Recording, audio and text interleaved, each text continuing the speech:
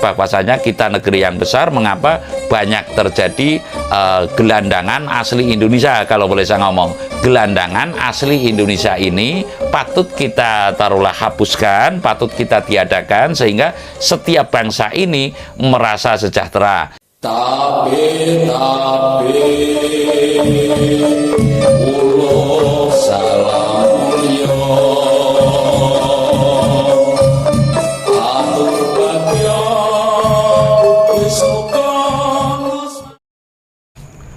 Ong wilahing jati nuhuni ajat-ajatir luhu Nusantara tapi uluk salamulya. Setiap bangsa Indonesia ya, yang memikirkan bangsanya. Bangsa ini kan ada yang memikirkan bangsanya dan ada yang hanya memikirkan dirinya. Saya meranah kepada kata-kata bangsawan. Bangsawan itu bukan bangsatwan ya.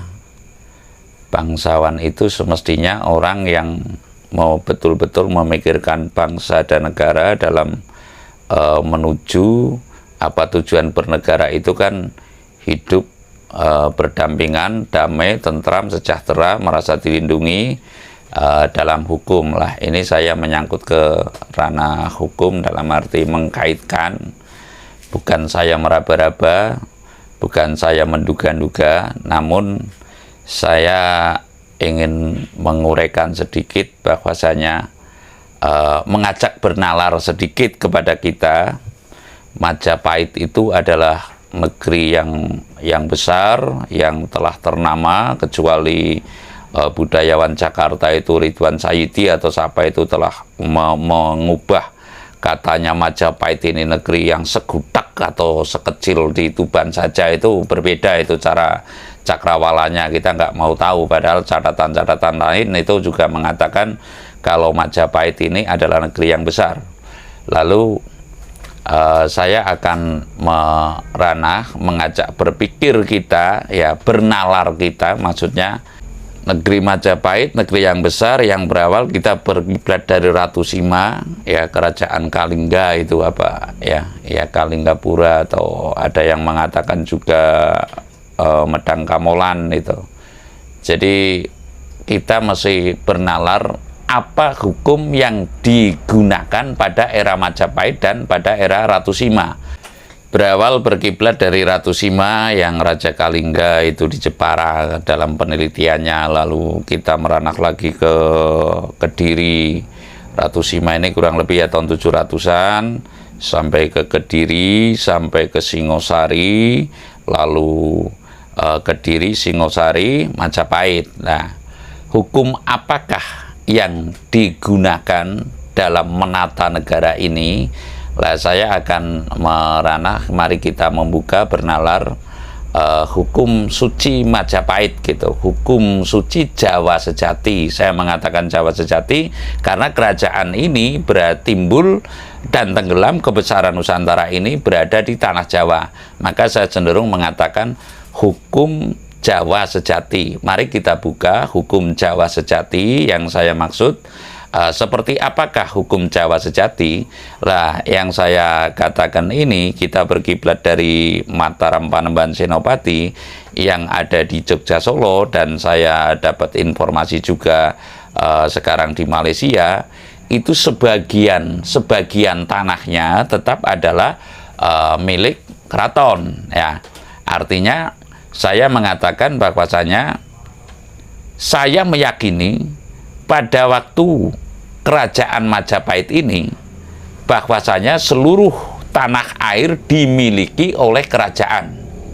Sekali lagi saya mengatakan, saya meyakini bahwasanya ketika zaman Majapahit seluruh tanah air ini dimiliki oleh kerajaan. Adapun masyarakat ini hanya, kalau istilah sekarang HGB apa ya, hak guna pakai. Jadi HGB ini adalah hak guna pakai, yang mana di situ dihukumkan untuk membayar kontribusi, atau taruhlah kalau dulu bukan kontribusi tapi soh glondong pengarem-arem untuk kepentingan bangsa dan negara yang dikelola oleh raja dan punggawanya. Sekali lagi, kalau dulu nggak ada kata ibaratnya restribusi atau pajak lah, tapi soh bekti glondong pengarem-arem kepada kerajaan yang dikelola untuk melindungi masyarakatnya. Lah, saya mengungkap ini dalam artian ini saya pandang penting karena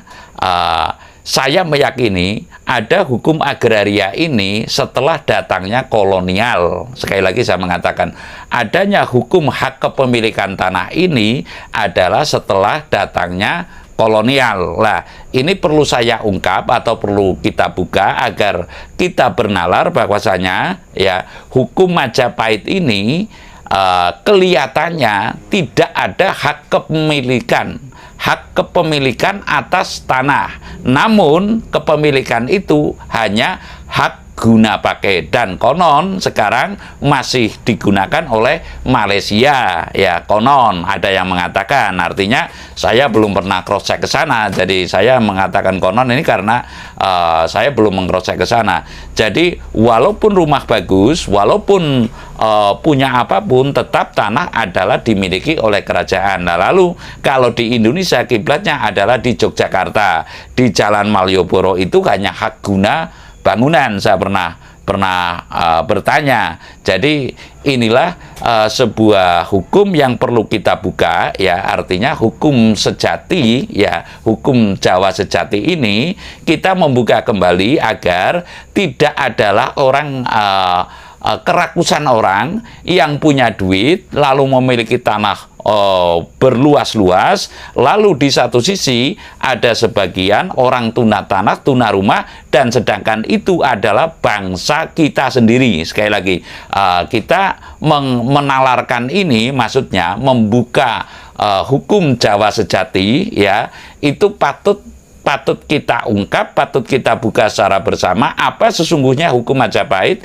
kenapa Majapahit ini bisa termasyhur, masyarakatnya taruhlah ya tentram, damai, sejahtera menurut literasi dan dikagumi di mata dunia ini, karena saya yakin memakai hukum Jawa sejati. Artinya saya mengatakan bukan kejawa-jawaan, namun hal ini patut diterapkan seperti di Ngayuk Yogyakarta Hadiningrat yang jelas masih berjalan, bahwasanya ya tidak ubahnya yang namanya tanah itu ya kayak alun-alun milik bersama gitu loh. Hanya memang perangannya ditata untuk menempati saja ya, namun hanya hak guna pakai. Nah, selanjutnya nggak ada hak kepemilikan, karena ini mau tidak mau hal yang seperti ini akan menyebabkan ketimpangan dalam arti status sosial ya. Ada yang tanahnya berjuta-juta hektar mungkin, atau puluhan ribu hektar atau ratusan hektar, namun di satu sisi ada pula yang tuna tanah dan tuna rumah. Lah, ini patut kita buka kembali, kita ungkap kembali. Apakah kita tidak berpikir ulang manakala ada bangsa Indonesia yang menjadi gelandangan karena ketidakmampuannya untuk membeli tanah dan membuat bangunan gitu loh. Jadi intinya kita adalah keturunan orang yang sederhana. Sekali lagi, seperti Ki Ageng Selo itu juga keturunan orang yang, mohon maaf, taruhlah walaupun terahnya tinggi secara darahnya itu darah ningrat, namun kehidupannya mencerminkan kesederhanaan, yang dikarenakan kesederhanaan ini pula yang bisa menjamin keselamatan hidup di dunia dan di hari akhirnya begitu. Jadi pada prinsipnya mari kita buka kembali ya hukum Jawa sejati ya, atau hukum suci ketika zaman Majapahit, atau hukum suci suluk Majapahit ini patut kita buka kembali. Lalu kita, kalau sekarang sistem demokrasi ini ya melalui para dewan, karena hanya dewan yang bisa menyelenggarakan undang-undang, karena itu budgeting legislasi ya, dalam legislasinya ini otomatis kan undang-undang. Lah, aturan ini semestinya patut diselenggarakan lagi di negeri ini, karena mengingat menimbang banyaknya kaum tunarumah dan tuna tanah. Lah, saya tidak muluk-muluk, ini sebagai taruhlah persepsi saya lah ya, untuk saya sampaikan mungkin patut dipertimbangkan bahwasanya kita negeri yang besar, mengapa banyak terjadi gelandangan asli Indonesia, kalau boleh saya ngomong. Gelandangan, sekali lagi, gelandangan asli Indonesia ini patut kita taruhlah hapuskan, patut kita tiadakan, sehingga setiap bangsa ini merasa sejahtera. Jadi